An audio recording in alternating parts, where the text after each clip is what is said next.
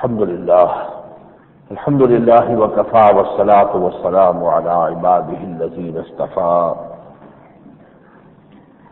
خصوصا على أفضلهم وخاتم النبيين محمد الأمين وعلى آله وصحبه أجمعين.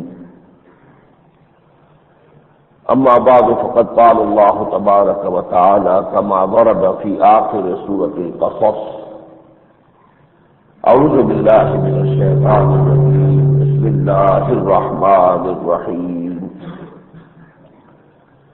إن الذي فرض عليك القرآن لرادك إلى معاد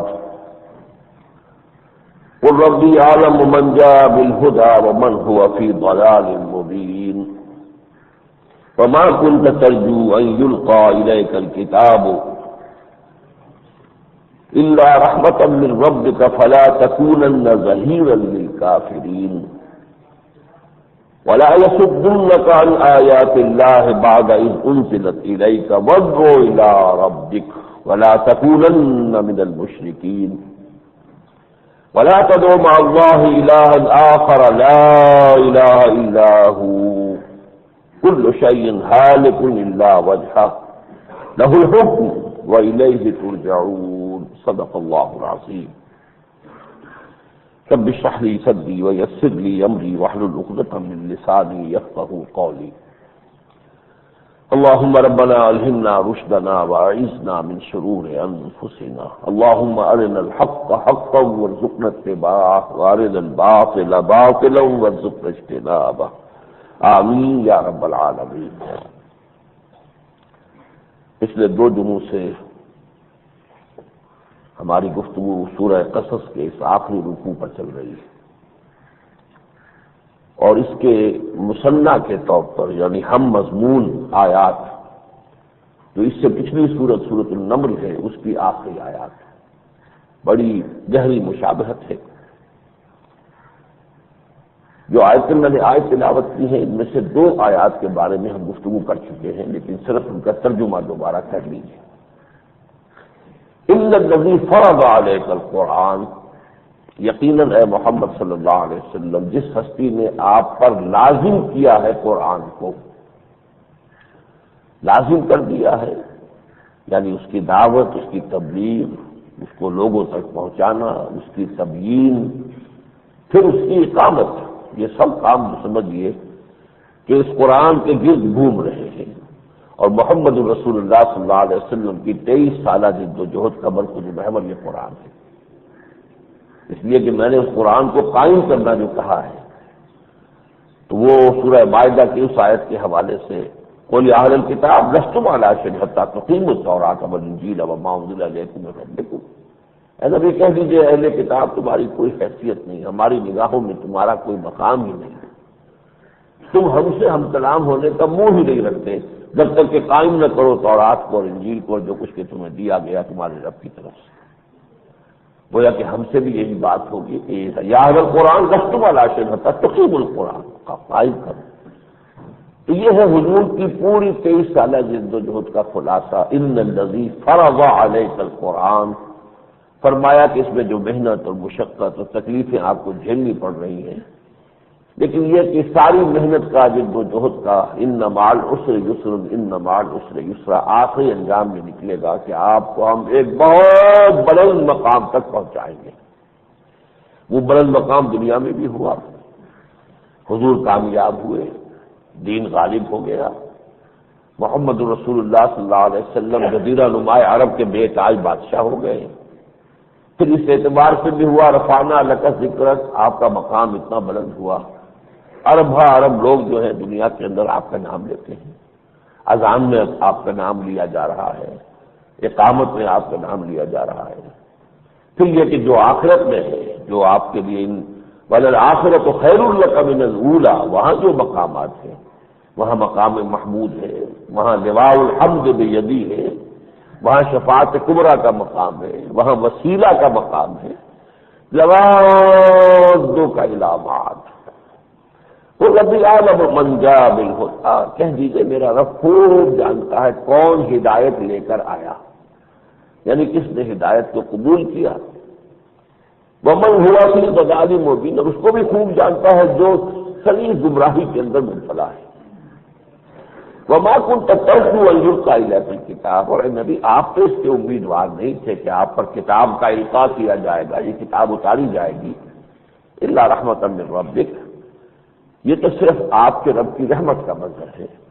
جیسے سورہ بنی اسرائیل میں فرمایا ان فضل ربک ان فضلہ کان علیک کبیرا، آپ پر اللہ کا بہت بڑا فضل ہوا ہے۔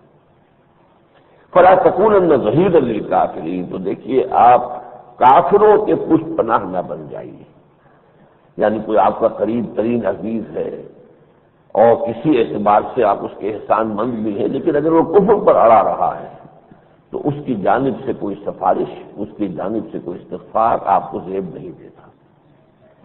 اسی سورہ مبارکہ میں وہ آیت ہے انک لا تہدی من احببت ولکن اللہ یہدی من یشاء، جس پر تقریباً اجماع ہے کہ وہ آیت ابو طالب کے بارے میں نازل ہوئی کہ حضور جس شخص کے سب سے زیادہ متمنی ہو سکتے تھے دنیا میں کہ وہ ایمان لے آئے، وہ ابو طالب ہے، حقیقی چچا، اور پروٹیکشن جو دی انہوں نے، جو بالکل سمجھے ڈھال بنے رہے، لیکن نہیں، اگر ایمان لانے سے انکار کیا ہے تم پر اڑے رہے تو آپ ان کی مددگار، ان کے پشت پناہ نہ بنیے۔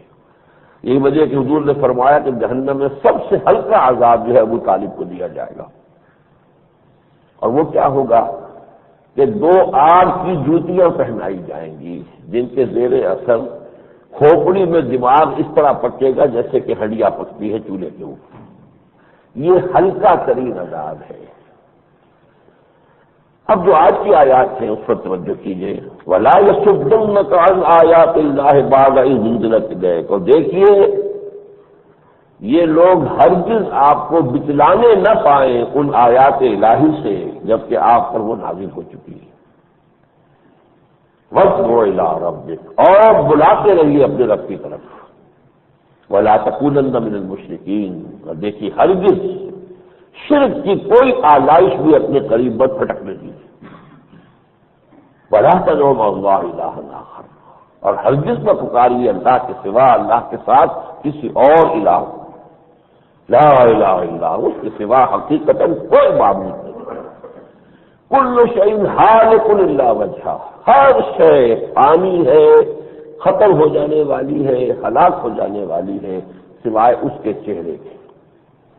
لہ الحکم، بادشاہی، حکم دینے کا اختیار مطلق صرف اسی کا ہے۔ وَإِلَيْهِ تُرْجَعُونَ، اور بالآخر تم سب اسی کی طرف لوٹا دیے جاؤ گے۔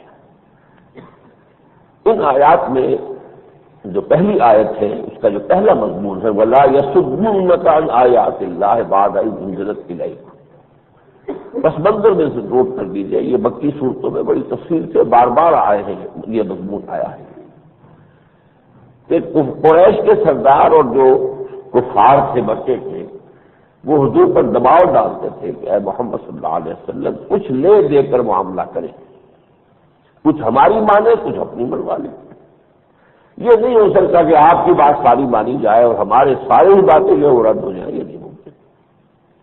بدو لو تدہنوا فیدہنون، یہ چاہتے ہیں ذرا آپ مداہنت پر آمادہ ہو جائیں، ڈھیلے پڑ جائیں، وہ بھی ڈھیلے ہو جائیں گے، کیونکہ انہوں نے جانچ لیا، پرکھ لیا کہ تشدد سے، مخالفت سے آپ بددل نہیں ہوئے۔ اب یوں سمجھیے کہ ایک اور جال ہے جو بچھانا چاہتے ہیں کہ ہمارے آپ کے درمیان کوئی جنگ نہیں، کوئی لڑائی نہیں، کوئی دنگا نہیں، کوئی فساد نہیں۔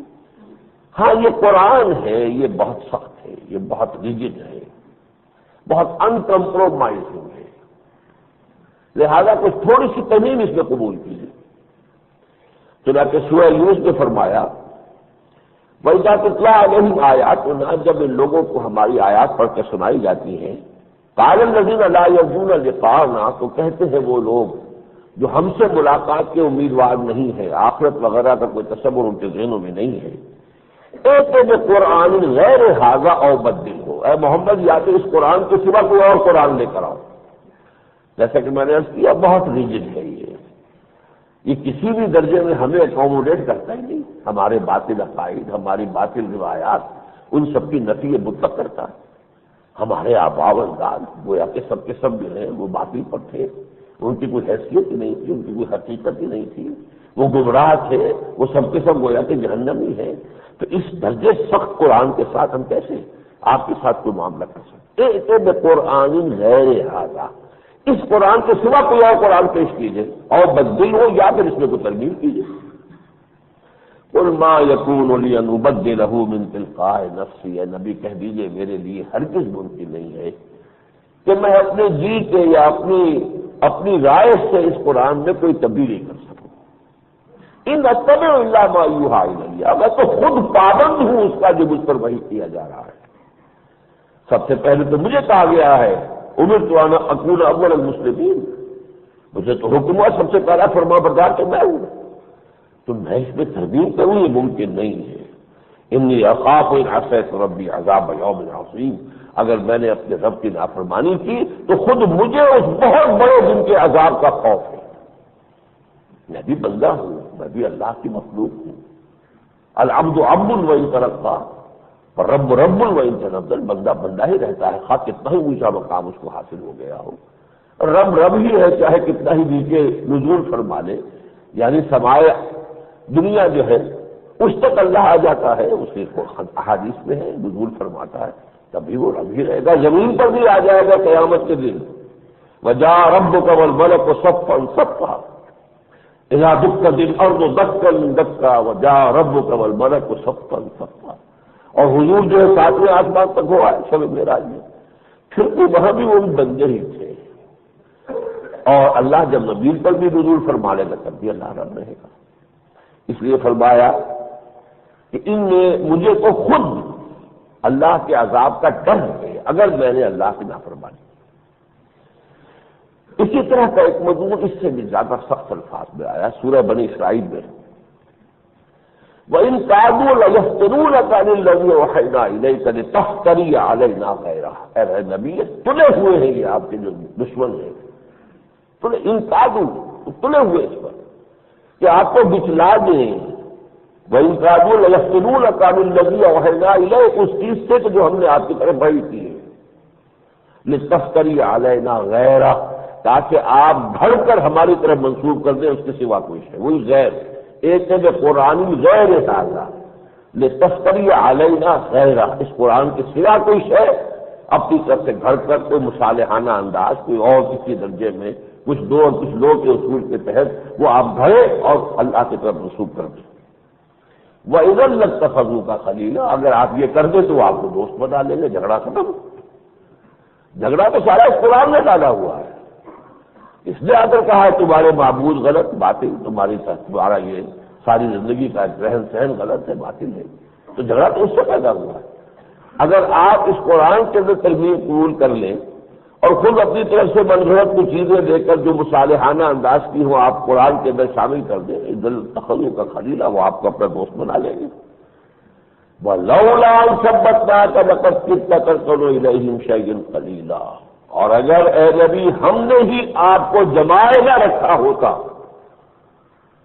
تو اس کا امکان تھا کہ آپ ان کی طرف کچھ نہ کچھ جھک جاتے. دباؤ اتنا ہے آپ پر، آپ اندازہ کیجئے کہ جو خاص طور پر کہ جو مکی دور کا آخری زمانہ ہے کس قدر دباؤ آپ پر ہے، کتنا دباؤ. سن 10 نبوی میں ابو طالب کے انتقال کے بعد مکے میں قیام ممکن نہیں ہے حضور کے لیے صلی اللہ علیہ وسلم. قتل کا فیصلہ ہو گیا ہے.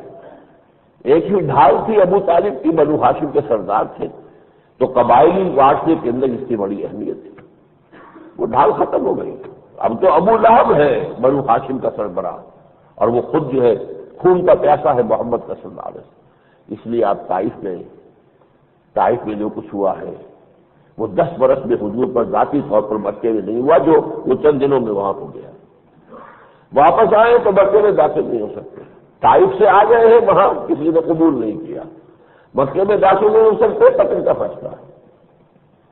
کس طرف جاؤں، کدھر دیکھوں، کسے آواز دوں. اور یہ جو دباؤ ہے اس میں کوئی بڑھ بنائے طب بشری کوئی رجحان پیدا ہو جائے کہ اچھا کچھ نہ کچھ ان کے ساتھ معاملہ کیا جائے.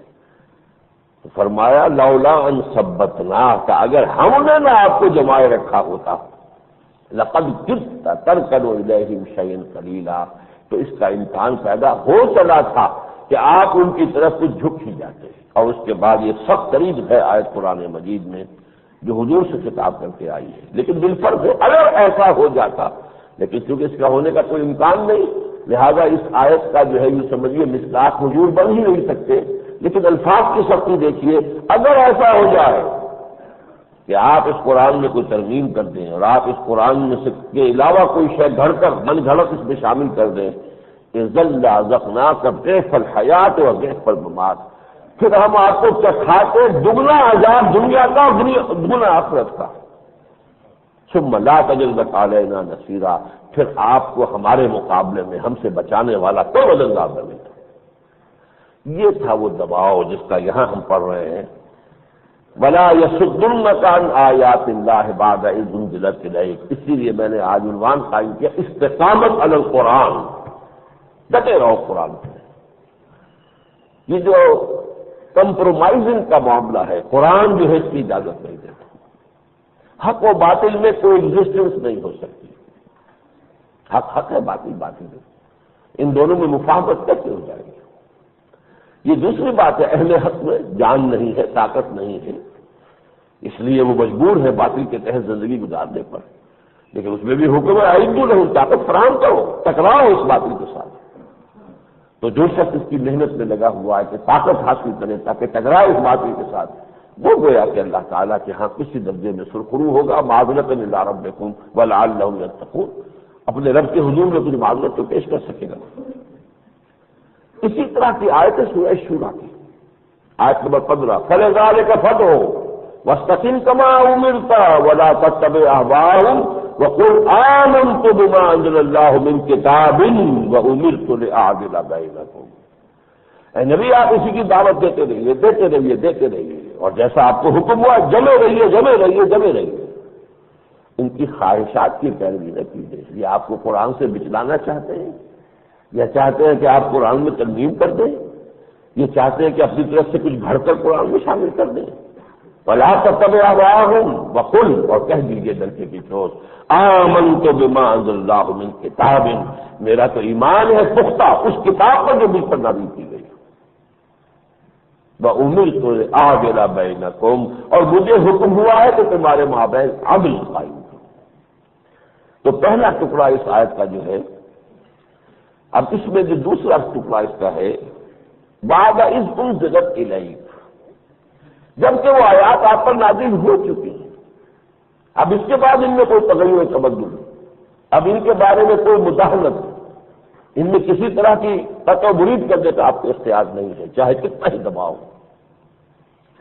یہاں البتہ ذرا سوچئے، کیا یہ خطاب صرف حضور صلی اللہ علیہ وسلم سے ہے یا حضور کی وساطت سے ہر اس شخص کے لیے ہے جو اس کتاب کی خدمت پر کمر کس کر کھڑا ہو گیا؟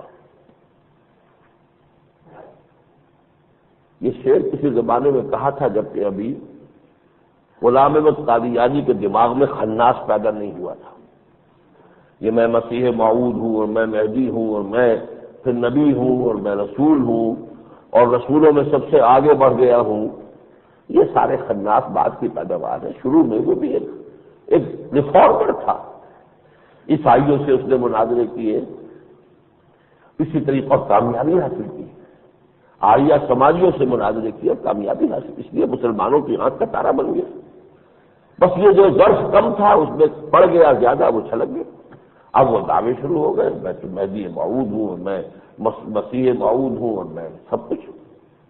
لیکن اس سے پہلے بڑا پیارا شعر اس نے کہا تھا، اے بے خبر بخدمت قرآن کمر بے بند، جہاں پیش کر کے بانگ برآیا فلاں امان، قرآن مجید کی خدمت پر اپنی کمر کس لو، کھڑے ہو جاؤ، اس سے پہلے کہ کہا جائے کہ فلاں شخص اب رخصت ہو گیا دنیا سے، یعنی کچھ پتہ نہیں موت کب آ جائے۔ من قبل ان یاتی یوم لا بیع فیہ ولا خلۃ ولا شفاعۃ، اس سے پہلے کہ وہ دن آ جائے۔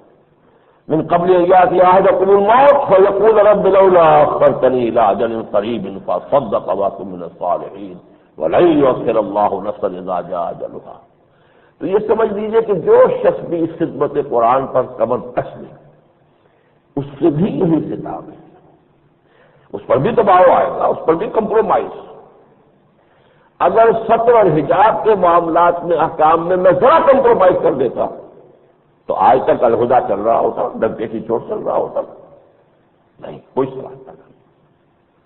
ابھی حال ہی میں ایک دعوت تھی جو نئے سفیر آئے ہیں ان کے اعزاز میں، جو کونسل جنرل کی طرف سے، تو وہاں مجھے بھی مدعو کیا گیا تھا، میں گیا تو وہاں جسٹس نسیم حسن صاحب سے، چونکہ ایک ہی ٹیبل پر ہم بیٹھے تھے، گفتگو ہو رہی تھی، تو انہوں نے بڑے اس تحسین کے انداز میں میری بعض باتوں کا تذکرہ کیا، لیکن پھر کہا بس بعض چیزوں میں آپ بہت ریجڈ ہیں، بہت سختی اختیار کر لیتے ہیں۔ میں نے کہا شاہ صاحب میں کیا کروں، میں تو بندھا ہوا ہوں، میں قرآن کے ساتھ بندھا ہوا ہوں، قرآن مجید کی کوئی شے ہو اور پھر میں اس کے اندر کوئی درمی اختیار کر لوں تو پھر تو میرا تو سارا کیا دھرا ختم ہو جائے گا۔ میں نے تو گویا کہ اپنے سارے زندگی میں جو کچھ کمائی کی ہے وہ تو کسی ایک ہی بات میں ختم ہو جاتی ہے۔ وہ ایک ہی گناہ تھا بلند بن باورا کا، جس نے آسمان سے اسے پاتال میں جا گرایا۔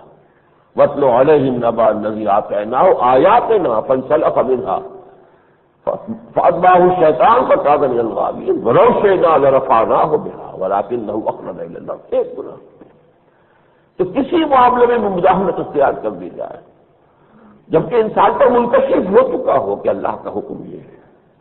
ہاں مغالطے میں کوئی شخص تو بات اور ہے، غلط فہمی میں مبتلا ہے تو اور بات ہے، لیکن جس پر منکشف ہو چکا ہے کہ قرآن کا حکم یہ ہے، قرآن کی منشا یہ ہے، پھر اس میں اور یہ جو الفاظ اس میں آئے ہیں بعض ما انزلت الیک، جبکہ وہ تم پر نازل، آپ پر نازل ہو چکی آیات۔ علامہ اقبال نے بہت خوبصورت انداز اختیار کیا ہے، یہ آیات مجھ پر اور آپ پر بھی نازل ہو سکتی ہیں اور ہوتی ہیں۔ تیرے ضمیر پہ جب تک نہ ہو نزول کتاب، گرہ کشا ہے دراتی و صاحب کشاف۔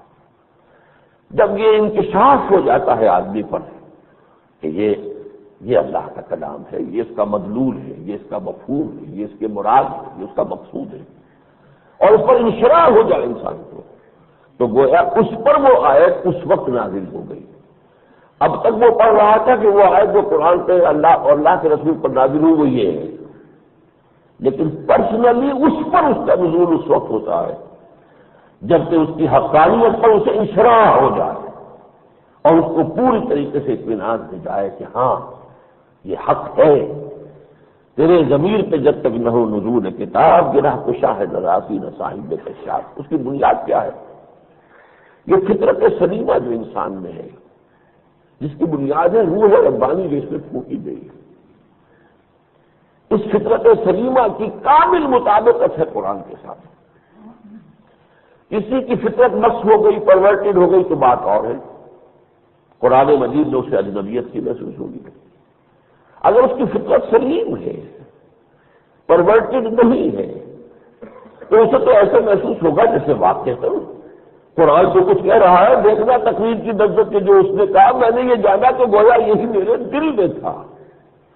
اسی کو حافظ ابن قیم رحمۃ اللہ علیہ نے کہا ہے، ان کی کتاب الفوائد، بڑی پیاری بات کہی ہے کہ قرآن کے بعد پڑھنے والے ایسے ہوتے ہیں کہ جب اسے پڑھتے ہیں تو محسوس کرتے ہیں کہ وہ مصحف سے نہیں پڑھ رہے ہیں، لوح قلب سے پڑھ رہے ہیں، ان کے اپنے لوح قلب پر ملطش ہے، لکھا ہوا ہے، وہاں سے پڑھ رہے ہیں۔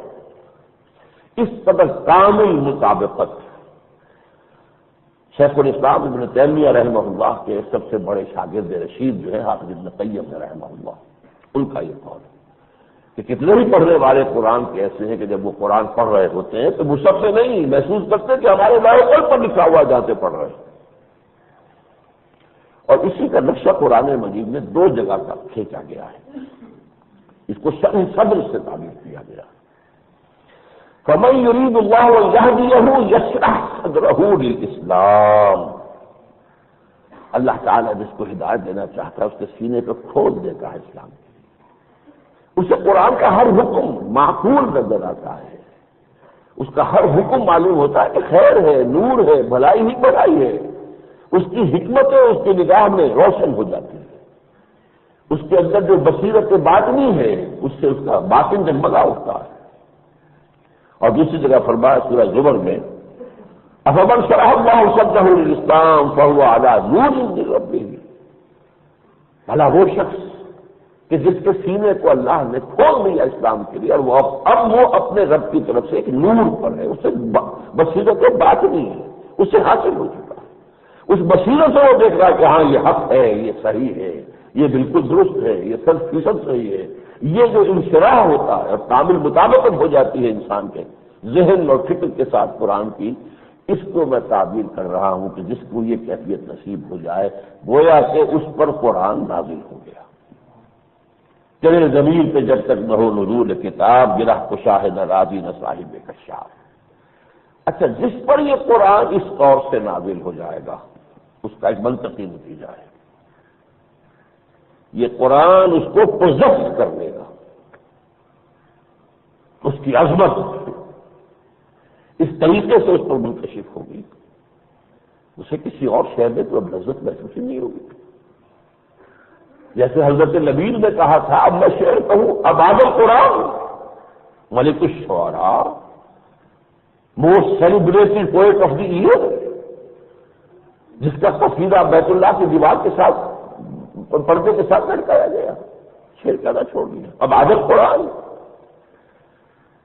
پھر یہ کہ کسی اور شے کے پڑھنے پڑھانے میں جی لگے گا ہی نہیں، بلکہ واقعہ یہ ہے، کسی نے کہا ہے اور خوب کہا ہے، ماں ہر کے خواندائیں فراموش کرنا ہے، الا حدیث دوست کے تکرار میں کنے، ہم نے جو کچھ لکھا پڑھا تھا سب بھلا دیا، جو کچھ لکھا پڑھا تھا قرآن سمجھنے کے لیے پڑھا تھا، قرآن منتشر ہو گیا تو وہ ساری چیزیں جو ہے وہ بے معنی ہیں، اب تو اسی کی تکرار۔ حدیث دوست قرآن مجید کے لیے اس سے بہتر لفظ کون سا ہو سکتا ہے؟ فَبِأَيِّ حَدِيثٍ بَعْدَهُ يُؤْمِنُونَ، یہ حدیث ہے، حدیث اللہ ہے، یہ اللہ کا کلام ہے، ماں ہر کے خواندائیں فراموش کردائیں الا حدیث دوست کے تکرار نہیں کریں۔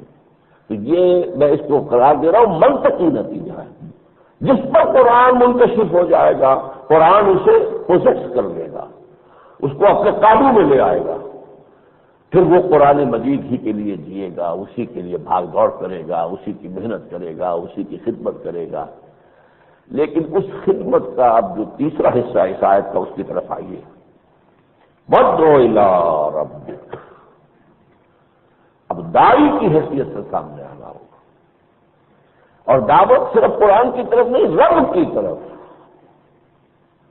قرآن بھی اترا ہے آپ کو رب سے جوڑنے کے لیے، لہذا جو بھی داعی قرآن ہے یا جو بھی قرآن مجید نے جس کو پوزیس کر لیا ہے یا جس پر قرآن مجید کا اس طور سے انکشاف ہو گیا ہے جس سے ہم تعبیر کر رہے ہیں کہ اس پر قرآن نازل ہو گیا، یہ شخص جو ہے اب داعی اللہ کی حیثیت سے سامنے آئے گا، وَادْعُ إِلَىٰ رَبِّكَ، دعوت جو اپنے رب کی طرف، اور اس دعوت کا وہیکل، اس دعوت کا میڈیم، اس دعوت کا ذریعہ قرآن ہے۔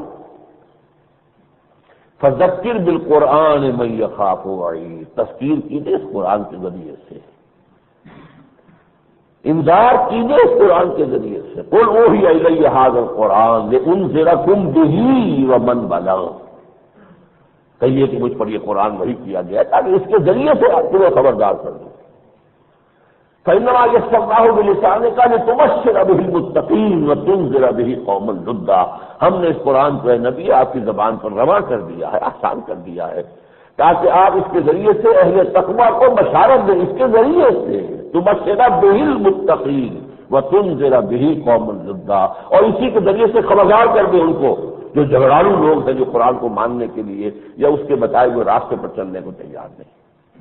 تو انذار قرآن سے، تبشیر قرآن سے، تبلیغ قرآن کی، یا ایھا الرسول بلغ ما انزل الیک من ربک وان لم تفعل فما بلغت رسالتہ، اور اسی کو پھر حضور نے فرمایا فلیبلغ الشاہد الغائب، میں نے تمہیں پہنچا دیا، تمہارا کام ہے آگے پہنچانا، اور بلغوا انی ولو آیۃ، میری جانب سے پہنچاؤ چاہے ایک ہی آیت۔ تذکیر بالقرآن، انذار بالقرآن، تبشیر بالقرآن اور تبلیغ قرآن، اور ان سب کے لیے ایک جامع لفظ آ گیا، جہاد بالقرآن۔ سورہ فرقان میں فرمایا فلا تطع الکافرین وجاہدہم بہ جہادا کبیرا، ان کافروں کی باتیں نہ مانیے، اے نبی اس قرآن کے ذریعے سے ان کے خلاف جہاد کرتے رہیے، جہاد کبیر۔ 12 برس تک مکے میں جہاد بالسیف نہیں ہو رہا تھا، جہاد بالقرآن ہو رہا تھا۔ ان کے باطل عقائد کی جڑیں کاٹی جا رہی تھی قرآن سے، ان کے غلط افکار و نظریات کی نفی ہو رہی تھی قرآن سے، ان کی تطہیر اور تزکیہ ہو رہا تھا قرآن سے۔ اچھا خود چاہتے ہو تزکیہ حاصل کرنا تو بھی قرآن سے ہے۔ یا ایھا الناس قد جاءتکم موعظۃ من ربکم وشفاء لما فی الصدور، یہ جو ہے وَادْعُ إِلَىٰ رَبِّكَ، اپنے رب کی طرف دعوت دیجیے، کھڑے ہو جائیے، ڈٹے رہیے۔ وہ جو میں نے آیت آپ کو سنائی، وہ جو سورہ شورى کی آیت نمبر 15، فَلِذَٰلِكَ فَادْعُ، یہاں دعوت بعد میں آئی ہے اور کتاب کا ذکر پہلے آیا ہے۔ وہاں کیا ہے؟ پہلے دعوت کا ذکر ہے، فَلِذَٰلِكَ فَادْعُ وَاسْتَقِمْ كَمَا أُمِرْتَ وَلَا تَتَّبِعْ أَهْوَاءَهُمْ وَقُلْ آمَنتُ بِمَا أَنزَلَ اللَّهُ مِن كِتَابٍ وَأُمِرْتُ لِأَعْدِلَ بَيْنَكُمْ، کبھی معاملہ آگے آ جائے گا اس مقام پر۔ یہ گویا کہ جو میں نے عرض کیا کہ تذکیر قرآن سے اور تبلیغ قرآن کی، انذار قرآن سے، تبشیر قرآن سے، تزکیہ قرآن سے، گویا کہ سب کو ملا لیجیے قرآن کے ذریعے سے جہاد۔ یہی ہے جو ہم نے پڑھا اس سورہ مبارکہ کے آخر میں، ان الذی فرض علیک القرآن، یقیناً وہ ہستی جس نے اے نبی آپ پر قرآن کو لازم کر دیا ہے، لرادک الی معاد، وہ آپ کو لے جائے گی لوٹا کر بہت بلند مقام پر۔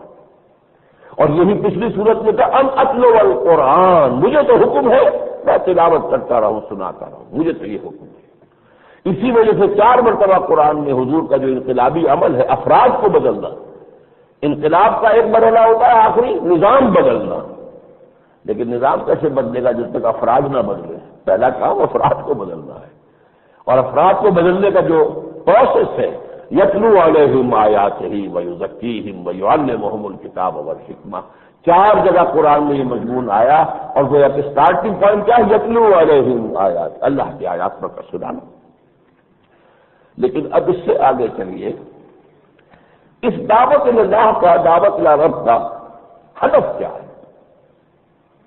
وہ اگلا ٹکڑا ہے، وَلَا تَكُونَنَّ مِنَ الْمُشْرِكِينَ، ہرگز ہرگز ہے محمد صلی اللہ علیہ وسلم، ہرگز ہرگز نہ بنیے مشرکین میں سے، کوئی شائبہ شرک بھی پیدا نہ ہو پائے۔ یہ ہدف ہے اس دعوت کا۔ اب اس کی شرح ہے جو اگلی آیت میں آ رہی ہے۔ 3 شرک ہیں جن کو اگلی آیت میں جمع کر دیا گیا۔ نمبر 1، وَلَا تَدْعُ مَعَ اللَّهِ إِلَٰهًا آخَرَ، لا الہ الا ہو، ہرگز مت پکارو اللہ کے ساتھ کسی اور معبود کو، نہیں ہے کوئی معبود اس کے سوا۔ یہ ہے شرک دعا۔ آپ کسی تکلیف میں ہیں، مشکل میں ہیں، مشکل کشائی کے لیے اللہ کے سوا کسی اور کو پکارا ہے، شرک کیا۔ رزق کے لیے کسی اور کی دہائی دی، شرک کیا، شرک دعا۔ اور دعا کیا ہے؟ الدعاء هو العبادہ، الدعاء دخول العبادہ، عبادت کا جوہر دعا ہے۔ یہ شرک فی العبادہ ہے، عبادت میں شرک ہے، شرک فی الدعا، اللہ کے ساتھ کسی اور کو پکارنا۔ مشکل کشا کوئی نہیں سوائے اس کے، رزق پہنچانے والا کوئی نہیں سوائے اس کے، ہمارے لیے کوئی مشکل ہے اس کو دور کرنے والا، ضروریات کو پورا کرنے والا، روزی کا ساتھ سوا اس کے کوئی نہیں۔ جب پکارو اس کو پکارو، اور اس کو پکارنے کی جو ہے اتنی تاکید آئی ہے، قال ربکم ادعونی استجب لکم، پکارو مجھے۔ بلکہ بڑی پیاری بات کی ایک جگہ پر حضور نے، دنیا والے کو وہ ہے کہ اگر ان سے کچھ مانگتے ہو تو ایک دفعہ ضرور پیشانی پر بل پڑتا ہے، چاہے کچھ دے ہی دے، اچھا نہیں لگتا کہ مجھ سے اس نے مانگا۔ اللہ وہ ہے جو اگر کوئی مانگے تو خوش ہوتا ہے، وہ تو کہتا مانگا مجھ سے، قال ربکم ادعونی استجب لکم ان الذین یستکبرون عن عبادتی سیدخلون جہنم داخرین۔ جو میری عبادت اور دعا کا یہ آپس میں لازم و ملزوم ہونا اس آیت سے ظاہر ہو گیا، جو میری عبادت سے استقبال کرتے ہیں، مجھ سے مانگتے نہیں، یہ بھی تعلی ہے، یہ بھی تکبر ہے۔ وہ لوگ پھر جہنم میں رہیں گے ذلیل و خوار ہو کر۔ یہ ہے شرک۔ اصل میں الہ کا لفظ کیا ہے؟ لا الہ الا ہو، علیہ الفصیل و الی امہ۔ یہ عرب کہتے ہیں کہ اونٹ کا بچہ تھا، اونٹنی کا، وہ آپ نے دور بھاگا ہوا ہے لیکن بھوک لگی ہوئی ہے اسے، کہیں اس کی رسی ٹوٹ جائے گی تو کہاں جائے گا؟ دوڑ کر اپنی ماں کے تھڑوں کی طرف جائے گا۔ علیہ الفصیل و علیہ الہ، یہ معنی کیا ہے؟ اپنی حاجت روائی، مشکل کشائی، روزی کے لیے کسی کی طرف رخ کرنا، وہ ہے الہ۔ اور پھر جس کی طرف آپ رخ کرتے ہیں پھر اس کا حکم بھی ماننا ہوتا ہے، اس کی بات بھی ماننی ہوتی ہے۔ تو معبود میں دو معنی ہو گئے، 12 بعد میں آئے گا مضمون۔ تو پہلے ہے شرک کے دعا یا شرک فی الالوہیت، شرک فی العبادت، لا تدعوا مع اللہ الہا آخر لا الہ الا ہو۔ دوسرا شرک جو ہے یہ بہت فلسفے کی بلند ترین سطح پر، جسے ہم کہتے ہیں وحدت الوجود، وجود حقیقی صرف اللہ کا ہے، باقی جو کچھ نظر آ رہا ہے کل ما فی الکون وہم او خیال او وقوف فی المرایا او ظلال، جیسے سایہ ہوتا ہے درخت کا، تو سائے کی تو کوئی حقیقت نہیں، اصلی شے تو درخت ہے۔ یا آپ آئینے کے سامنے کھڑے ہیں تو آئینے میں بھی نظر آ رہے ہیں، آپ کو معلوم ہے کوئی وجود نہیں ہے اس کے اندر، جو نظر آ رہا ہے وہ تو یہ ہے ادھر جو کھڑا ہے۔ تو یہ صرف پرچھائی ہیں جو کچھ آئینے کے اندر عکس ہیں، اس کے سوا کو وہم ہے، خیال ہے۔ وجود حقیقی صرف اور صرف اور صرف اللہ کا ہے، اسی لیے دوام اور بقا صرف اللہ کو ہے۔ کل شیء ہالک الا وجہہ، ہر شے ہلاک ہو جانے والی ہے، اس کے لیے فنا ہے، ختم ہو جائے گی، نیست و نابود ہو جائے گی، سوائے اور وجہ سے مراد ذات باری تعالیٰ۔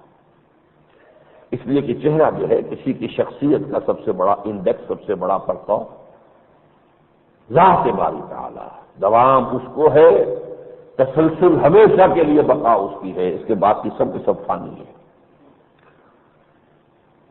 یہ مضمون قرآن مجید میں، جیسا کہ میں نے یہ اصول بار بار کہا ہے، اب تو کافی عرصہ ہو گیا ہے، اس طرح سے گفتگو بہت شاذ ہوتی ہے ہمارے ہاں۔ یہ اصول میں نے بارہا بیان کیا ہے کہ اہم مضامین قرآن میں دو جگہ ضرور آئیں گے۔ اب دیکھیے کل شیء ہالک الا وجہہ، سورہ رحمان پر آئیے، کل من علیہا فان ویبقی وجہ ربک ذو الجلال والاکرام۔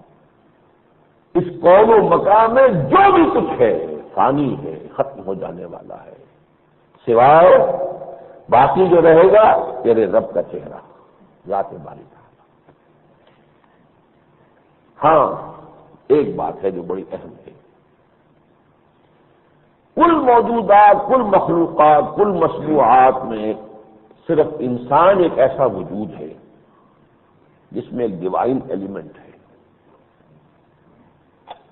اس میں ہے وہ، جس کو اقبال نے کبھی کہا نقطۂ نوری کے نام وہ خودی، زیر خاک معاشرار زندگی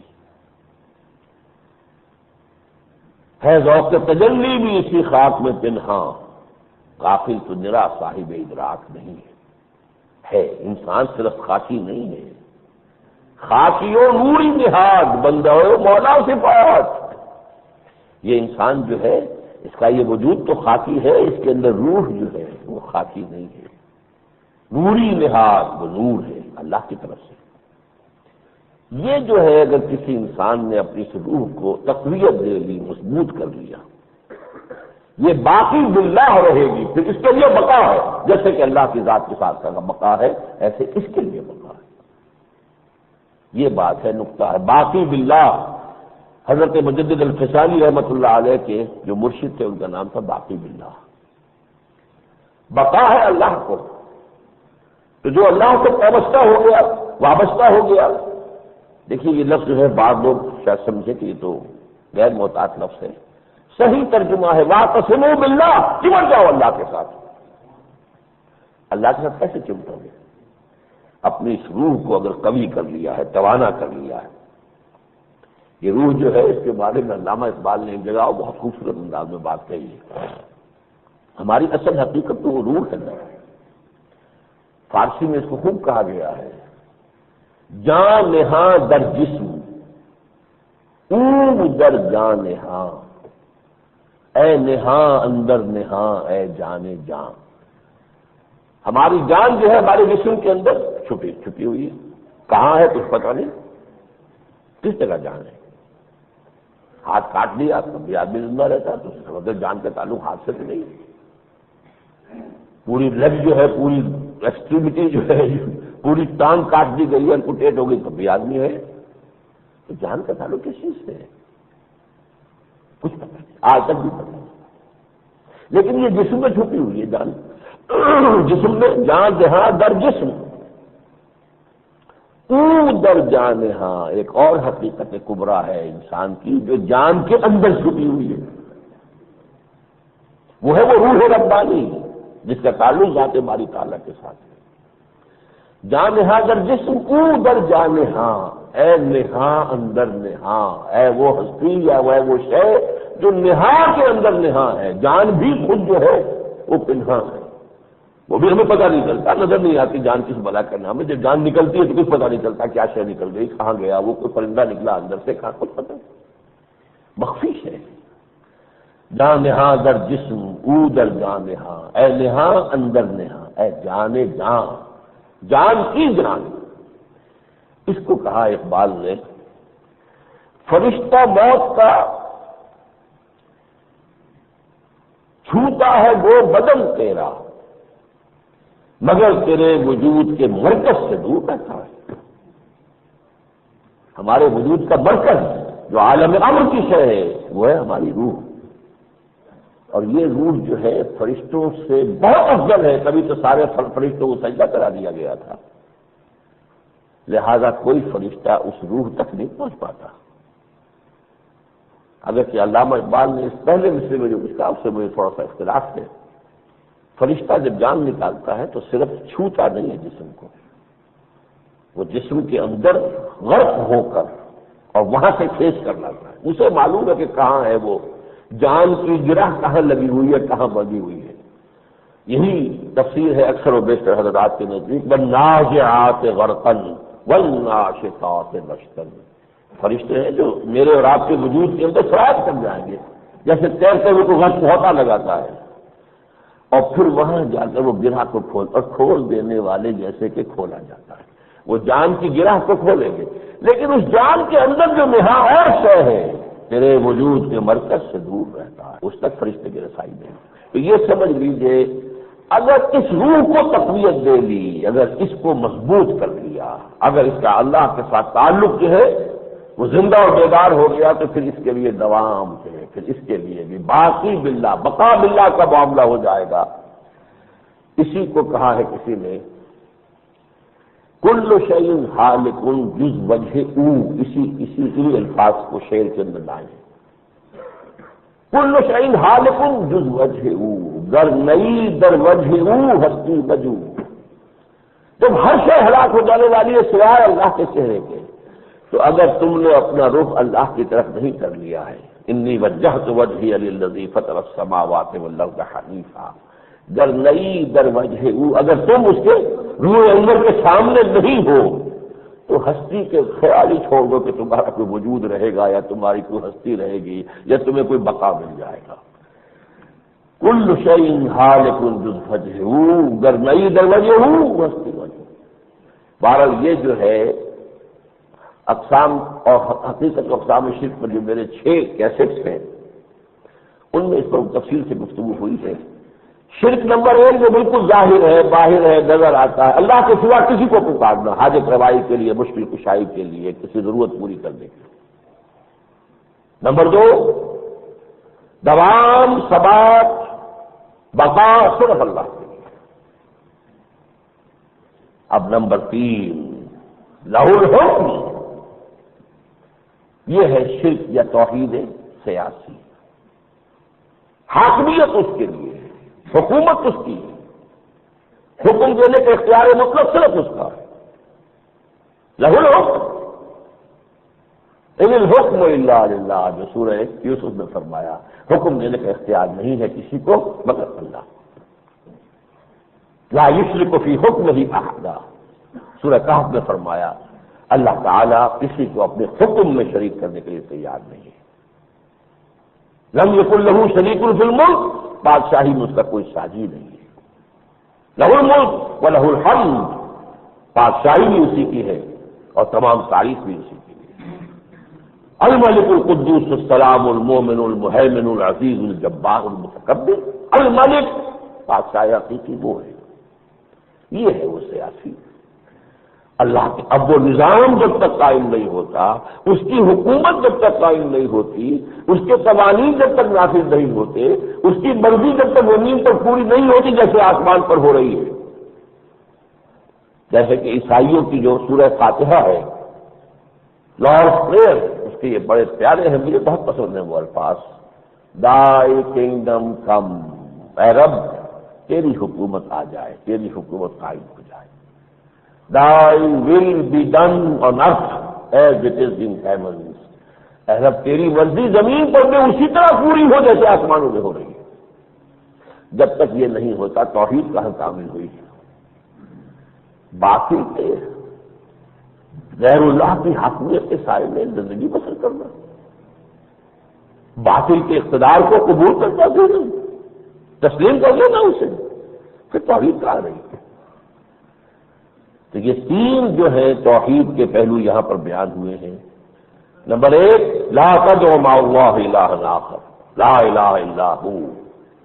نمبر دو، بقا صرف اللہ کے لیے، کل شیء ہالک الا وجہہ، یہ ہے توحید ذاتی، اللہ کی ذات حقیقی وجود اسی کا وہی باقی رہے گا، وہ الاول والآخر والظاہر والباطن، باقی تو جو کچھ ہے وہ ایک ٹرانزٹری فیزز ہیں کچھ۔ اور تیسرے یہ ہے کہ لہ الحکم، بادشاہی اسی کی۔ اب ذرا اس بات پر غور کیجئے، پاکستان میرا اور آپ کا وطن اس اعتبار سے پوری دنیا میں منفرد ہے۔ میرا جی چاہتا ہے کہ اگلے جمعے میں ایک تقریر کروں کہ پاکستان کی ایک منزل تھی اور ابھی ہے، لیکن بدقسمتی سے راہ رو پشت بہ منزل، چلنے والا جو ہے مسافر اس نے منزل کی طرف پشت کی ہوئی ہے، کہیں اور جا رہا ہے۔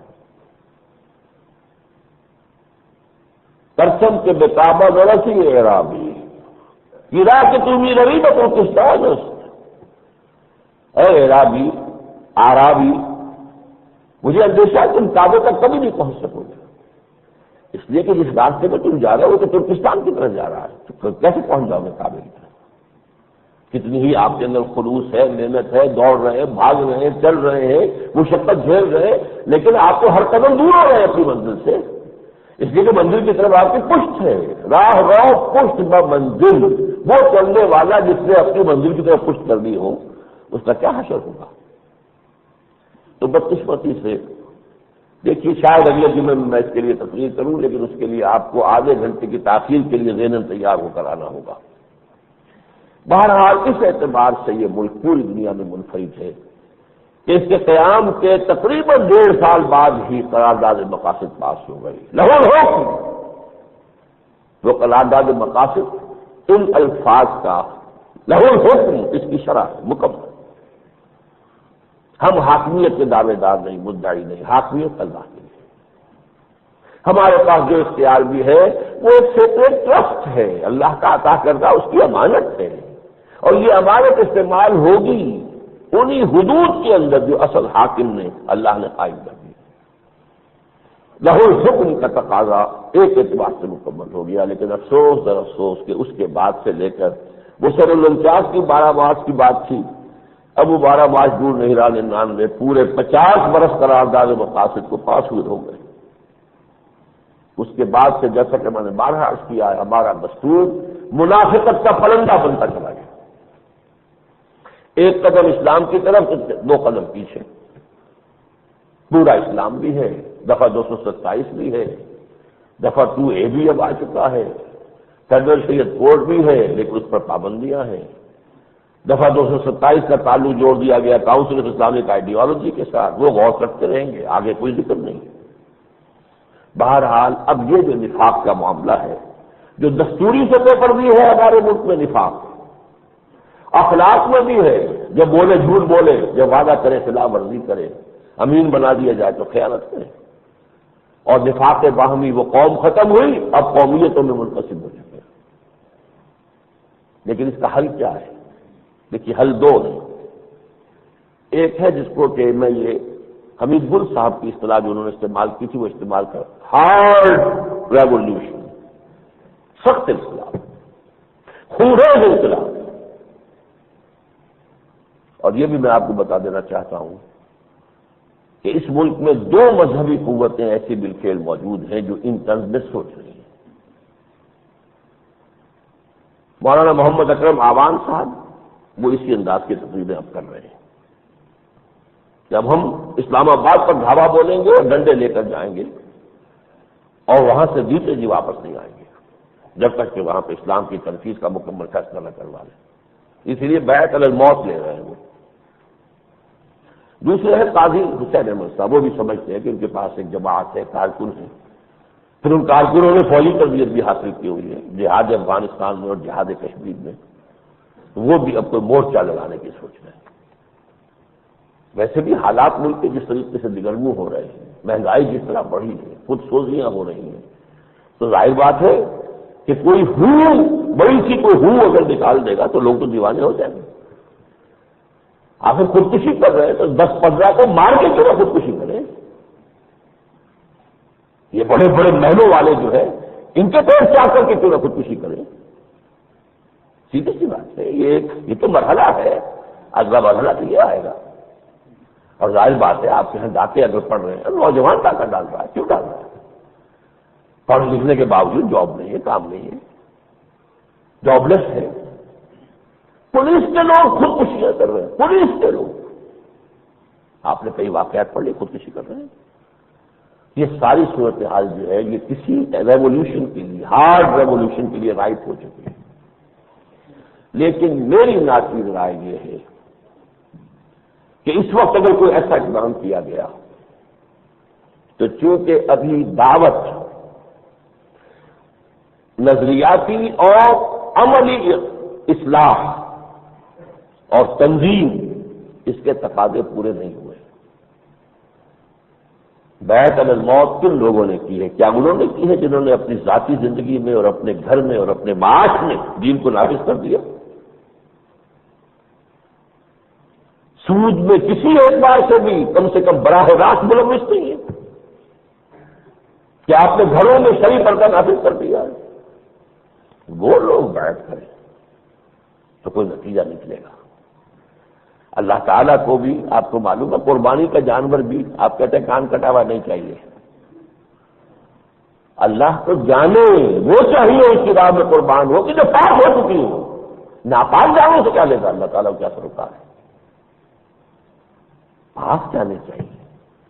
محمد الرسول اللہ نے جس طرح پاک کیا تھا جانوں کو، پھر وہ جانے اللہ کے ہاں سینکڑوں کی تعداد میں جنہوں نے شہادت کے درجے پائے ہیں، وہ کون تھے؟ تربیت اور تزکیے کے مراحل سے گزرے ہوئے لوگ. تو اس حوالے سے اندیشہ یہ ہے کہ یہ جو ہارڈ ریولیوشن کی باتیں ہو رہی ہیں، جو میرے نزدیک فی الوقت جو حالات ہیں اس میں پری میچور ہیں، اس کے دو نتیجے نکل سکتے ہیں. ایک نتیجہ تو یہ کہ افراتفری ہو، کوئی خانہ جنگی ہو، کہ مارشاء اللہ آ جائے. مارشاء اللہ کے بعد کیا ہوگا اللہ جانے، کتنا وقت لگے گا، پھر کوئی الیکشن ہوں گے، پھر وہی ہوگا. وہ جو ہمارے پاکستان کی تاریخ جو ہے 15-20 سال کے بعد چکر لگا کر اسی مقام پر آ جاتی ہے. ہو سکتا ہے اسی مقام پر پہنچ جائے. آخر فوج آئی گئی ہے، عدالتیں کراچی میں اس کی لگی ہوئی ہیں، ارادہ یہ ہے کہ پورے ملک میں لگا دی جائیں. تو گویا کہ جوڈیشری دوسری جو ہے وہ تو اب معطل ہی ہو گئی، اصل فیصلے تو وہاں ہوں گے. کم سے کم فوجداری مقدمات تو سارے کے سارے ادھر منتقل ہو جائیں گے. بجلی کے میٹر وہ چیک کر رہی ہے. اگر سے سنا ہے کہ کراچی الیکٹرک سپلائی کمپنی کا کنٹرول لینے سے انہوں نے معذرت ظاہر کی ہے. وہاں کا معاملہ بہت زیادہ سینسیٹیو ہے. لیکن یہ ہے کہ رفتہ رفتہ کئی دفعہ کہا نواب رضا رسول اللہ صاحب نے، بات ٹھیک نہیں ہے کہ جب یہ سارے کام فوج میں کرنے تو پھر حکومت کی ضرورت کیا ہے؟ حکومت ان کے حوالے کرو، وہ منطقی بات ہے، کوئی غلط بات نہیں کرے. پھر آپ کس برس کی دوا ہے؟ نہ امن و امان آپ سے قائم ہو، نہ آپ جو ہے مجرموں کو سزا دے سکیں، نہ آپ بجلی کی چوری کو روک سکیں. اور کیا نتیجہ نکلے گا؟ فوج پر کیا رد عمل ہوگا کہ ذرا بڑے مگر بچوں پر ہاتھ پڑا ہے اور شور مچ گیا ہے، اور پیپلز پارٹی اور حکومت کی پارٹی سب نے مل جل کر کیا طے کرا لیا ہے، ذرا ہمارے خاص آدمیوں کو ہاتھ نہ لگانا، ان کو تو نوٹس ایشو کر دو. غریبوں کو لے گا جس طرح چاہو لوٹ لو پیٹ لو. ایک غریب تو ابھی فوت ہی ہو گیا، کوئی کمزور دل کا نوجوان تھا، اس نے کہیں اوپر دستک ہوئی، اوپر سے دیکھا فوجی نظر آئے، اب وہ دروازہ کھولنے کے لیے تیار ہے، اسی دوران میں ہارٹ اٹیک ہوا، ختم ہو گیا. یہ فوج کیسے آ گئی؟ تو غریبوں سے جو حضور نے فرمایا تھا کہ تم سے پہلی حکومتیں اسی لیے ہلاک ہوئی ہیں کہ ان میں سے اگر کوئی امیر کوئی جرم کرتا تھا اسے چھوڑ دیتے تھے، غریب جرم کرتا تھا اسے پکڑ لیتے تھے. ایم پی ایز ہوں، آپ کے ڈپٹی کمشنرز ہوں، آپ کے جو ایس پی ہوں، آپ کے یہ تمام وزراء ہوں، آپ کے بڑے بڑے جو بھی آپ کے پولیٹیکل سپورٹرز ہوں، ان کو تو بچا لیا آپ نے. کیا کہے گی فوج، اور کیا کہے گا فوج کا ایک عام سپاہی؟ اس کا مطلب تو یہ ہے کہ یہاں حقیقت حکومت ہی نہیں چاہتی کہ بات ٹھیک ہو. چوری صرف بابنا کے احتساب نہیں کروا رہے، پوری حکومت کروا رہی ہے. ورنہ تو سیدھی سیدھی بات ہونی چاہیے، بڑے سے بڑا مگرمچھ ہو عدالت کے اور قانون کے سامنے تو اس کو برابر ہونا چاہیے. بہرحال دوسرا نتیجہ جو میں سمجھتا ہوں کہ اول تو یہ کہ اس سے کیوس اور ماشاء اللہ، دوسرا یہ کہ اگر کامیابی ہو بھی گئی کسی اسلامی جماعت کو تو مجھے اندیشہ ہے جو سورہ محمد کی آیت نمبر 22 میں صلی اللہ علیہ وسلم مضمون آیا ہے، فَهَلْ عَصَيْتُمْ إِن تَوَلَّيْتُمْ أَن تُفْسِدُوا فِي الْأَرْضِ وَتَقَطَّعُوا أَرْحَامَكُمْ. ابھی تزکیے اور تربیت کے بغیر اگر کہیں کسی کی حکومت ہاتھ میں آ گئی تو وہ تو فساد ہی پیدا کرے گی. اب اگر یہ ہارڈ ریولیوشن کا معاملہ جو ہے وہ فیوزیبل نہیں ہے بحالات موجودہ، تو دوسری شکل کیا ہے؟ وہ ہے جس کی طرف ایک دائی کی حیثیت سے میں سامنے آیا ہوں کہ جو بھی انقلابی اسلامی جماعتیں ہیں جو طے کرنے کے اب الیکشن میں پاور پالیٹکس سے ہم نے اپنا تعلق منقطع کیا، اب یہاں اسلامی انقلاب لائیں گے، وہ ایک محاذ ایک پلیٹ فارم پر جمع ہو، کسی کو گرانے کے لیے اور کسی کو اٹھانے کے لیے نہیں. اسلام لاؤ اور پاکستان بچاؤ، پاکستان کا بچانا اسی کے اندر ہے. اس اصول پر کوئی محاذ بنے اور یہ محاذ اپنے تمام ریسورسز کو پول کر کے، ظاہر بات ہے ایک اکیلا 2-11، ہم بھی کوشش کر رہے ہیں دعوت کو پھیلائیں، لوگوں کی اخلاقی اصلاح ہو اور ایک تنظیمی ڈھانچے میں لوگ آئیں. اگر یہ سب مل جل کر یہ کوشش کریں گے تو ایک بہت بڑے پیمانے کے اوپر یہ دعوت کا مرحلہ اور اصلاح اور تزکیہ کا مرحلہ اور تنظیم کا مرحلہ طے ہو جائے گا. پھر جب آئے گا معاملہ، پھر اگر مقابلے میں آئیں گے، پھر یہ ہے کہ اگر تو اس کے بھی 2 امکانات ہیں. ہو سکتا ہے حکومت اس دباؤ کو قبول کر لے، ٹھیک ہے، اب حرام کو، سود کو بھی ختم کرتے ہیں، اس کو بھی ختم کرتے ہیں، اس کو بھی ختم کرتے ہیں، بے حیائی ختم کرتے ہیں ٹیلی ویژن سے اور فلاں سے اور اخبارات سے، سب سے. اگر تو قدم بقدم وہ اسلام لے آئے، ہمیں اور کیا چاہیے؟ ہمیں حکومت نہیں چاہیے، ہمیں تو اسلام چاہیے. حکومت مبارک ہو آپ کو. جیسے کبھی کہہ دیا تھا حضرت مجدد الفسانی رحمۃ اللہ علیہ، شہنشاہ جہانگیر کو گرفتار کر کے پیش کر دیا گیا تھا سامنے. فرمایا نہیں، ہمارا یہ کام نہیں ہے، ہم حکومت سنبھالنے کے لیے نہیں ہیں، ہم تو ان سے کہتے ہیں حکومت ان کو مبارک ہو، لیکن غلط چیزوں کو روکو اور صحیح چیزوں کو نافذ کرو. اگر کوئی اس طرح ہو جائے تو بڑا ہی سافٹ ریولیوشن ہو جائے گا، بڑا پیارا انداز ہو جائے گا. اور اگر نہیں تو پھر اگر ہارڈ ریولیوشن ہوتا ہے اس تیاری کے بعد، پھر دمادم مسپلندس جس کو کبھی کہا تھا بھٹو نے، پھر وہ ہوگا تو انشاءاللہ تعالی نتیجہ یہی نکلے گا کہ اللہ تعالیٰ کے فضل و کرم سے لہ الحکم، بادشاہی اسی کی ہو، لتکون کلمۃ اللہ العلیٰ، تاکہ اللہ ہی کا کلمہ سب سے اونچا ہو جائے. آخر لفظ اس صورت کا وَإِلَيْهِ تُرْجَعُونَ، بالآخر تو تم سب کو اسی کی طرف لوٹنا ہے. چند منٹ میں ذرا زیادہ لوں گا. آج ملکی معاملات کے بارے میں ایک بات بہت اہم ہے جو مجھے کہنی ہے، اور وہ صرف ایک بات ہے. افغانستان کے بارے میں یہ خبر آئی ہے کہ ہماری حکومت جو ہے اس کے پالیسی اپنی چینج کر رہی ہے۔ روزنامہ نوائے وقت 9 فروری کا، یہ میرے پاس کٹنگ موجود ہے، اپنے سٹاف رپورٹرز نمائندے سے انہوں نے یہ خبر دی ہے کہ حکومت اپنی پالیسی تبدیل کر رہی ہے، یعنی مختلف دھڑوں کو جمع کر کے بٹھا کر، ظاہر بات ہے کہ صورت تبدیل ہو چکی تھی۔ جب آپ نے طالبان کی حکومت کو تسلیم کر دیا، اب وہ دھڑا نہیں ہے، اب تو وہ افغانستان کی حکومت ہے جو ان سے لڑنے میں باغی ہے۔ آپ اثر نو میری شکل میں آتے یہ دھڑے ہیں، تو گویا کہ آپ نے ورچوئلی ریکگنیشن جو ہے طالبان کی وہ ڈرا کر لی۔ یہ مسئلہ جو ہے بڑی بنیادی تبدیلی کا مسئلہ ہے، اور اس کو نوٹ کر لیجئے کہ در حقیقت یہ تیسری قیمت ہے جو ہم نیو ورلڈ آرڈر کو راضی کرنے کے لیے ادا کر رہے ہیں۔ پہلی قیمت میں پچھلی مرتبہ بیان کر چکا ہوں، C T B T F M C T تقریباً فیصلہ ہو چکا ہے ستمبر سے پہلے، اب تو کھل کر باتیں کر رہے طے ہو چکا ہے، صرف اپنی اپنی پارلیمنٹ سے انہوں نے منظوری لینی، پارلیمنٹ ظاہر بات ہے منظوری دے دے گی، اس لیے کہ اس پر تو بے نظیر کا موقع بھی وہی ہے جو نواز شریف صاحب کا، اس پر تو متفق ہے، اس لیے کہ وہ رول جو اسلام پاکستان کا حقیقی ہے وہ نہ تو بے نظیر کے سامنے ہے نہ نواز شریف کے سامنے، جس پر مجھے اگلے جمعے میں تقریر کرنی وہ رول تھا کیا، اور ہم کس طریقے سے وڈرا کر رہے ہیں، قدم بقدم پیچھے ہٹ رہے ہیں۔ دوسری قیمت ہم نے دی کہ بھارت سے اب اس کی طرف پر ہم مصالحت کر رہے ہیں۔ ہمارا موقع یہ تھا کہ پہلے کشمیر کا مسئلہ حل کرو، پھر سارے نارملائزیشن بھی ہو جائے گی۔ ان کا موقع یہ نہیں، کشمیر کی بات ہوتی رہے گی بعد میں، پہلے تعلقات ہمارے بحال ہو جائیں، آنا جانا ہو جائے، داغ کی بات ہو جائے، اور یہ ویزا وغیرہ کی سہولت ہو جائے، وفود آئیں، طائفیں آئیں، طوائفیں آئیں اور جائیں یہاں سے ادھر، یہ کام ہو جائے۔ تو یہ ہے اب ہم امریکہ کے دباؤ کے تحت اب بھارت کی شرائط پر گفتگو شروع کر چکے ہیں۔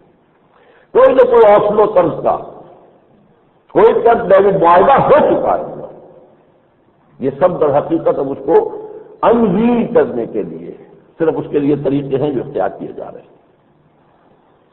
آخر ظاہر بات ہے کہ آج ہم پر یہ نیو ورلڈ آرڈر اور اس میں ویسٹ جو ہے وائٹ اینگلو سیکشن پروٹیسٹرز امریکہ اور برطانیہ، یہ بہت ہم پر ڈل گئے ہیں اس وقت، تو بڑی ان کی رحمت ہے، کرم ہے، فضل ہے، ادھر سے بھی سارا جو ہے این او سی مل گیا، پیسے بھی آ گئے، قرضہ بھی ہو رہا ہے، پیرس کلب نے بھی فوراً کر دیا، اور تو اور وزیر خارجہ برطانیہ کا کہہ رہا ہے کہ اگر آپ کہیں گے تو الطاف کو واپس کر سکتے ہیں، ہم الطاف حسین کو اگر آپ بلانا چاہیں، یہ تو ابھی تو ہم نے مانگا ہی نہیں گیا ہے، ہم نے اسے کوئی شہریت تو نہیں دی ہے۔ یہ ساری باتیں کیا ہو رہی ہیں؟ خبریں بھی شاید کہ پاکستان خطرے سے نکل گیا ہے، اور 2 سیڑھیاں چڑھ کر کلنٹن صاحب ملنے کے لیے پہنچے نواز شریف صاحب سے امان میں، 2 سیڑھیاں چڑھ کر۔ یہ محبت بہت صحیح لکھا تھا نوائے وقت نے کہ ساقی نے کچھ ملا نہ دیا ہو شراب میں، یہ محبت جو ہے، اور وہ واضح طور پر یہ کہہ چکے ہیں کہ ہماری فارن پالیسی ہمارے کوئی اصول نہیں ہے، امریکہ کا مفاد یہ اصول ہے، بات ختم۔ ایک ملک ہے مسلمان جس کے پاس کے نیوکلیئر توانائی آ گئی تھی، پوری طاقت اس وقت ہے کہ اس کو ختم کیا جائے۔ اسرائیل کو چیلنج کرنے کے لیے کوئی ملک اگر تھا یہ پاکستان، اسی لیے پورے عالم عرب کے اندر خوشی کی لہر دوڑ گئی تھی جب آپ کے دھماکے ہوئے، لیکن اس میں طے ہے F M C T B T F M C T, اور اب جو نئی بات آئی اپنے سارے ایٹمی ہتھیار آپ کو تباہ کرنے ہوں گے، ساری سی کرائی محنت اور سارا اب تک کا ارب روپیہ جو لگا ہے وہ سب کا سب آپ کو ختم کر دینا پڑے گا۔ یہ ہے قیمتیں جو ہم دے رہے ہیں۔ بھارت کے ساتھ ثقافتی الغاز، سونیا گاندھی بہت پہلے کہہ چکی ہے کہ ہم تو پاکستان کو فتح کر چکے ہیں، جاؤ دیکھ لو کراچی کے اندر ویڈیو شاپس دیکھ لو، جاؤ وہاں پہ دیکھو، ساری انڈین فلمز کی جو ویڈیو سے بھری ہوئی ہیں وہاں پہ دکانیں، تو culturally we have already conquered Pakistan.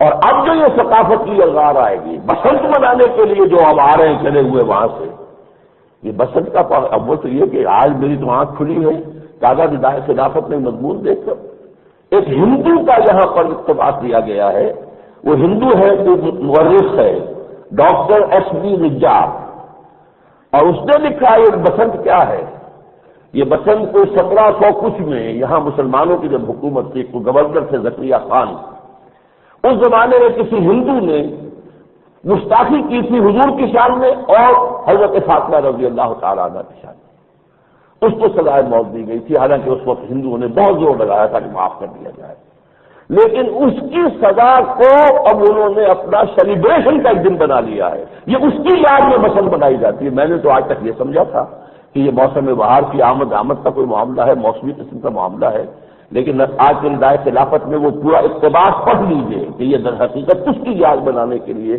یہ بسنت کا معاملہ ہے۔ واللہ عالم اگر ایسا ہے، یہ تو ظاہر بات اسلامی تہوار کے لیے نہیں ہے، ہندو پس منظر کا ہے، ہندو کلچر کا ہے، لیکن ہندو اس طرح نہیں منا رہا آج امرتسر کے اندر نہیں جس طرح آپ لاہور میں منا رہے ہیں۔ ایک بات اچھی طرح دھیان دیجیے، اس ملک کے اندر اسلام کی جڑوں کو مضبوط کیے بغیر اگر بھارت کے ساتھ نارملائزیشن ہوئی تو یہ پاکستان کی خودکشی ہوگی، اس لیے کہ اس کا جواب جو تھا وہ صرف اسلام تھا، وہ آپ نے مضبوط کیا ہی نہیں اور دروازے کھول دیے، فلڈ گیٹس۔ اب جو طوفان آئے گا پاکستان کے لیے جواب کیا رہ جائے گا ایک علیحدہ ملک کی حیثیت سے؟ ثقافت ایک ہے، پچھلی جو ہے تاریخ ایک ہے، ملک اس طرح جڑے ہوئے ہیں، یہ ساری چیزیں جغرافیائی اعتبار سے ایک وحدت ہے، یہ سارے فیکٹرز آ جائیں گے، کھڑے ہو جائیں گے اور پاکستان کی خودکشی ہوگی اگر اسلام کو یہاں مضبوط اور پوری طریقے سے قلعہ بند کیے بغیر۔ ہاں ہم چاہتے ہیں اچھے تعلقات ہوں، لیکن پہلے مضبوط کر دو اپنے دفاعی حصار کے جو اسلام ہے اس کو مضبوط کر لو، پھر آگے بڑھو۔ بہرحال تازہ ندائے خلافت میں ایک اور شے بھی آج چھپی ہے، جیسا کہ میرا ایک بیان چھپا تھا جنگ میں بھی آپ نے دیکھا ہوگا کہ میں نے میر شکیل الرحمان کو اور ان کے بڑے بھائی کو کہا تھا کہ یہ آپ اس وقت آپ بڑی دقت کے اندر ہیں، اللہ یاد آگے آئے، لیکن ذرا یاد کیجئے کہ آپ نے اس ملک کے اندر اور صحافت کے اندر، روزنامہ صحافت کے اندر بے حیائی اور اس کا جو ہے جس قدر فروغ آپ نے کیا ہے، اس پر اللہ سے توبہ کیجیے۔ مجھے یاد آیا میں نے اس مضمون پر مشتمل گفتگو پہلے بھی کی تھی خلیل الرحمان صاحب سے، ان کے والد میر خلیل الرحمان، اور ایک خط بھی لکھا تھا۔ وہ خط کیونکہ انہوں نے مجھے دعوت دی تھی کہ آپ جنگ میں پہلے کچھ مضامین میرے چھپتے رہے، پھر میں نے بند کر دیا تھا، تو انہوں نے کہا کہ آپ دوبارہ شروع کریں، ہمارے قارئین جو ہے وہ اس کمی کو محسوس کر رہے ہیں۔ تو میں نے لکھا تھا کہ میں نے اس لیے بند کیا تھا، آپ سے گفتگو بھی کی تھی۔ بہرحال وہ خط جو ہے جو میر خلیل الرحمان کا خط تھا اس کا تو میں نے عکس چھاپ دیا اس میں، اور جو میرا اپنا خط تھا وہ بھی، اس کا بھی ایک حصہ آ گیا ہے۔ تو یہ چیزیں جو ہے اس تازہ ندائے خلافت میں ہیں۔ آخری بات یہ عرض کر رہا ہوں کہ ہم نے جو منہاج محمدی کانفرنسوں کا سلسلہ شروع کیا ہے، آج کی ندائے خلافت کے سربراہ پر آپ کو اس کا پورا فلسفہ مل جائے گا کہ وہ کیا ہے۔ اس سلسلے کی پہلی کانفرنس راولپنڈی میں ہو رہی ہے انشاءاللہ اتوار 21 فروری کو پریس کلب ہال کے اندر، اور اس میں ہم کوشش کر رہے ہیں کہ جتنی دینی جماعتیں ہیں ان کے لوگوں کو جمع کریں کہ وہ بتائیں تو صحیح کہ حضور کا طریقہ کار کیا ہے، حضور نے انقلاب عظیم برپا کیا تھا کس طریقے سے کیا تھا، ڈیفائن کریں اسے۔ اس کے لیے جو ہے لاہور میں بھی ہوگی انشاءاللہ، وہ ہوگی 21 مارچ کو انشاءاللہ تعالی۔ لیکن یہ کہ اس سے پہلے کراچی میں، پشاور میں، یہ بھی ہم ہر جگہ پر یہ کانفرنسیں کر رہے ہیں تاکہ ہر جگہ کے علماء اس میں شامل ہوں۔ باقی یہ کہ میری جو ملاقاتیں ہوئی ہیں اس متحدہ اسلامی انقلابی محاذ کے لیے، تو اس میں مولانا نورانی میاں سے بھی ملاقات ہوئی ہے اور مولانا اکرم آوان صاحب سے بھی ہوئی ہے، ان کا بھی ذکر تھوڑا بہت جو اس میں موجود ہے، میں مزید وقت آپ کا نہیں لینا چاہتا۔ اقول قولی ھذا واستغفر اللہ لی ولکم ولسائر المسلمین والمسلمات۔